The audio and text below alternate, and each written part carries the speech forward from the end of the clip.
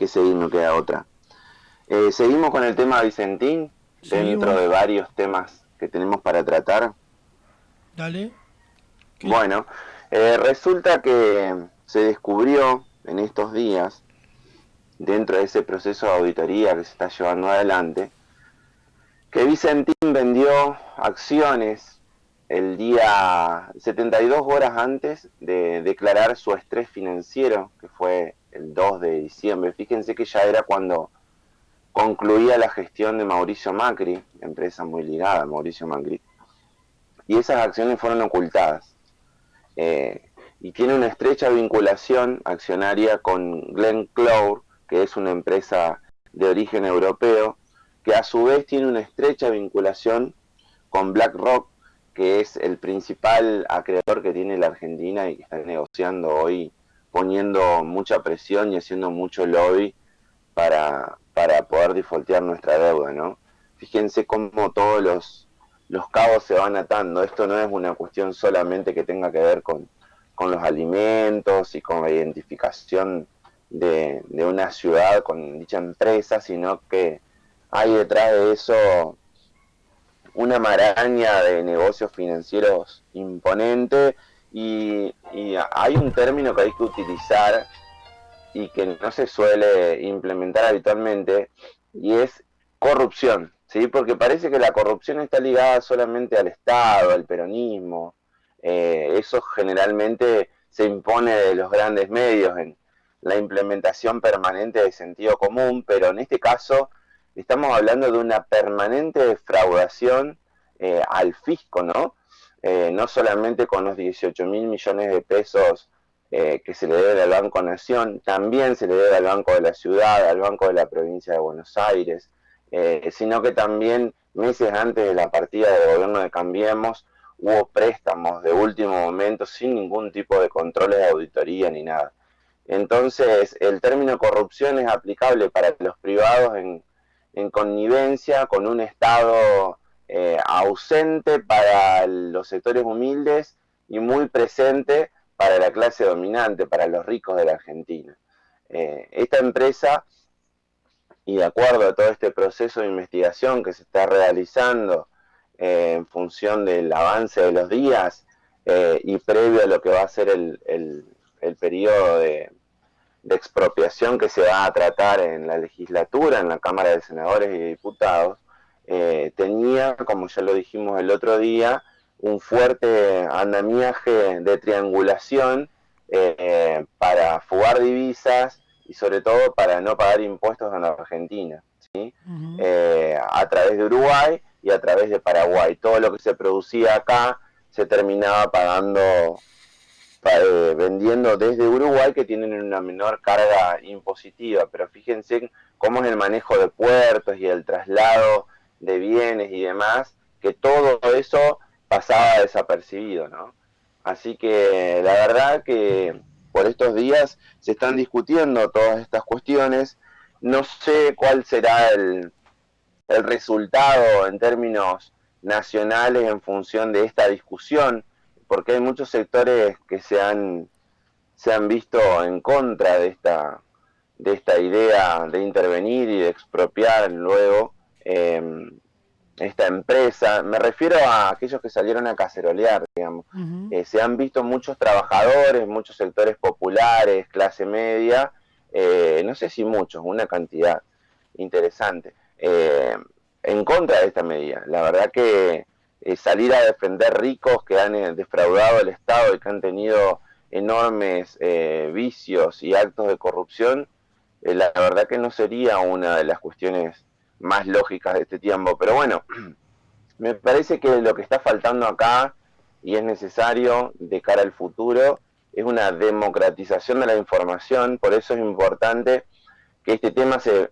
lleve a la legislatura, se pueda discutir, se puedan presentar las pruebas, se pueda informar bien a la población, porque me da la sensación que en muchas cuestiones desde el gobierno nacional hay una debilidad en cuanto a la comunicación de las políticas, y obviamente sabiendo que enfrente tiene un opositor, que el opositor del gobierno nacional y de cualquier gobierno popular no es Cambiemos, ni es la izquierda, es el poder económico. Y el poder económico, donde ve que sus privilegios corren ciertos riesgos, va a poner todo en la cancha para tratar de, de ganar la pulseada y de generar ese sentido común, como pasa siempre, para que mucho laburante apoye el interés del rico, digamos. Esa es la batalla cultural que hay que dar permanentemente.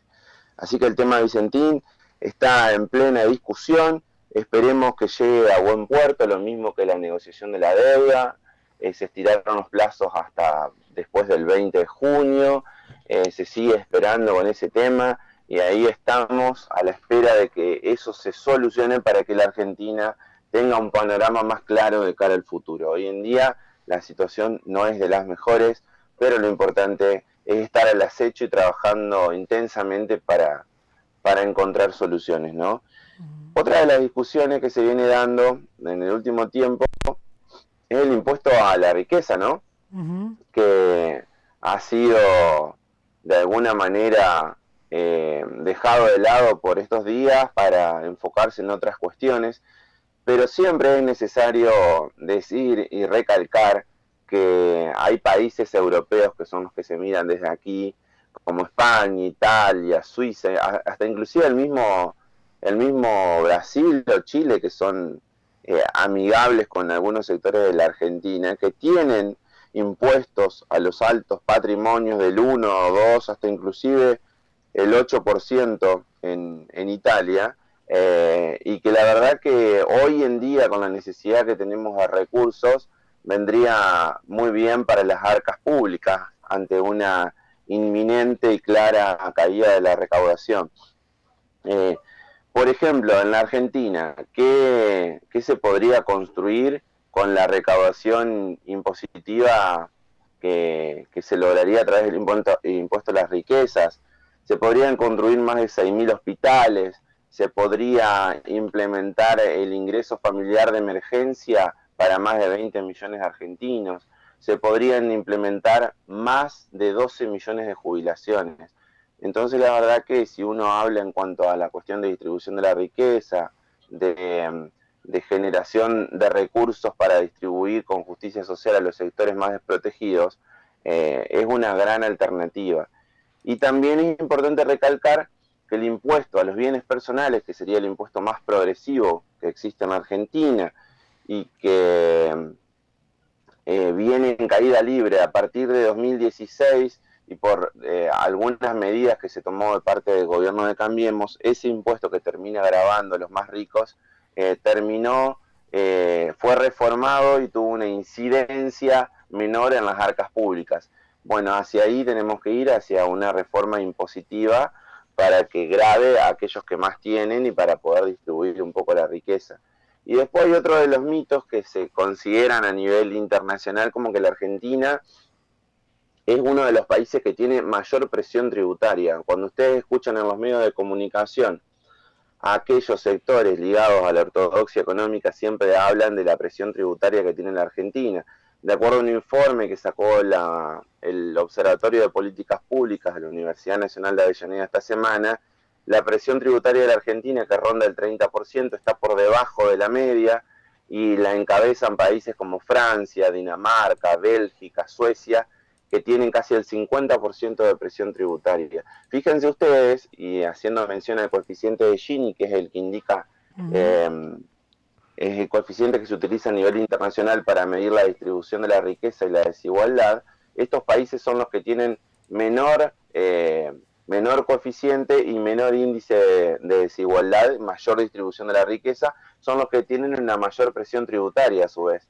Entonces es importante por ahí dejarlo sobre la mesa. Cuando vienen los personajes, estos medios nefastos que pululan en los medios de comunicación como Milei, Esper, y plantean ese tipo de situaciones, habría que hacerles mención de estas situaciones que se están dando en el mundo y que tienen que ver. La presión tributaria está ligada directamente con una mejor distribución de la riqueza, justamente para que los sectores que tienen altos patrimonios y mejores ingresos puedan contribuir con aquellos que tienen una mayor imposibilidad de acceder a bienes. Bueno, Juan Pablo, ¿algo más que nos quieras aclarar, esclarecer también? No, a grandes rasgos es eso. No sé si ustedes tienen alguna pregunta para hacer. Sí, alguna por ahí para reiterar un poco más de lo que comentaba lo primero del tema Vicentín, Ujú. cómo quedó y cómo la ves vos, digamos, en qué se irá a avanzar. Vemos las diferentes opciones, da las diferentes opciones que puede pasar, digamos, de acá en adelante, digamos, luego de esta intervención que se está analizando la situación real de Vicentín. Bueno, yo creo en este caso que ahí surgió el eco otra vez. Ah, Yo creo en este caso que es importante dar la discusión. Desde algunos sectores se está planteando generar Bullrich, Patricia Bullrich salió a decir que se iba a implementar la 126. Están haciendo todo el lobby ujú, posible para que ciertos sectores salgan a protestar y están generando, ellos están trabajando con todo para impedir que esta medida se lleve adelante. A mí por ahí lo que me preocupa es que no solamente a este proyecto popular que hoy está gobernando le afecta la pandemia, sino que también esa pandemia impide ciertas movilizaciones y apoyos populares en función de esta medida, que no solamente implican una discusión en la legislatura, sino que implican también ganar las calles, tomar el territorio y cuando digo tomar el territorio me refiero a manifestarse en favor de una medida que tiende a distribuir la riqueza. También veo, y lo mencioné al principio, una falencia en cuanto a la comunicación. Me ujú. da la impresión que deberían salir mayor cantidad de dirigentes y de exponentes políticos a defender esta idea. La verdad que hoy se ve muy poco eso, o por ahí se los ve con muy pocos elementos o herramientas como para defender la postura, y es una cuestión que hay que darla y que batallarla permanentemente para que se pueda lograr el objetivo final, digamos. La puja está, va a existir hasta el último de los días, como fue el tema de las retenciones en el año 2008. Esto tiene que ver con una mejor calidad para el conjunto de los argentinos, con la posibilidad de controlar nuestro flujo, nuestra partida permanente de divisas, que es uno de los grandes problemas que tiene la Argentina, que es la restricción externa, la falta de dólares. Se pueden controlar los precios testigos de muchos elementos vinculados a los alimentos esenciales y la verdad que tiene que ver con un inicio de una posible y futura soberanía alimentaria. Es un camino a transitar que es muy largo, pero en algún momento hay que empezarlo y esta medida implica justamente una característica fundacional de un proceso que tiene que ver justamente con la soberanía alimentaria. Y no es menor recalcar, y no quiero dejar de ser insistente en esto, y poner en discusión, porque no se habla de eso, que Vicentín representa la corrupción de un Estado que dejó a la Argentina destruida, como fue el gobierno de Cambiemos, y de un grupo económico que no ha hecho otra cosa que evadir impuestos, que hacer una triangulación para evadir impuestos permanentemente y defraudar al Estado. Así que aquellos que se preocupan en que al Estado le va a costar una gran cantidad de recursos y demás que seguramente se va a netear con lo que ya se le está debiendo al Estado, deberían primero preocuparse por todo este proceso de defraudación permanente que ha tenido el Estado. Me parece que tiene que ver más con una cuestión de odio de clase que con una cuestión ligada a la racionalidad en términos económicos, sociales y políticos. Bien, muchas gracias. Hablamos con Juan Pablo en su columna de Economía Política en El Reotero. Abrazo. Abrazo. Remontan las ganas de un mañana.